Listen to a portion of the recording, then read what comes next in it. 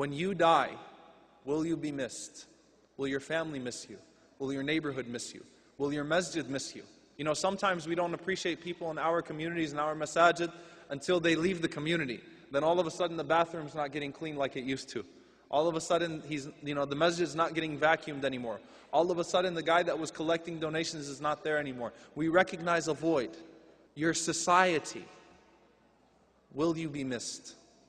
And essentially this is exactly what the Messenger ﷺ and the companions taught us. That wherever they were, they took their good. And even the non-Muslims would wish that they would remain there. When Rasulullah ﷺ was with the Ansar, how bad did the Ansar want the Messenger ﷺ to stay amongst them? How bad did the Muhajirin want the Messenger ﷺ with them? When Abu Bakr as-Siddiq radiyallahu ta'ala anhu was making hijrah to Habasha, to Abyssinia. Abu Bakr never made hijrah to Abyssinia, but he was on his way. And someone stops him by the name of Dughna. And he says, why are you fleeing?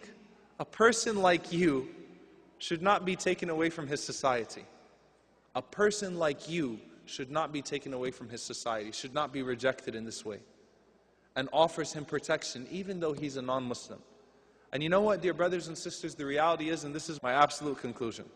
No matter how eloquent we are in our speeches, no matter how right our argument is, no matter how involved we get in mass media, we will not truly be able to succeed in giving da'wah until the people of this country stand up on our behalf and testify on our behalf and say, we want Muslims in our country. We want Muslims to be here. They change the way we live. They offer us benefit. When a flood hits, they were the first people there. ICNA Relief was there. People with Muslims for Humanity shirts were there. They were serving us. We want them to be here. You know, I'm not going to tolerate the garbage that I see on TV. I've said this before and I'll say it again. One positive incident, one incident with you taking a brown paper bag and giving a sandwich to somebody is enough to undo 20 years of Fox News programming in their heads. One incident, one encounter. I want you to think very deeply about that and the role that our community should play and the role that we as individuals should play. Will you be missed?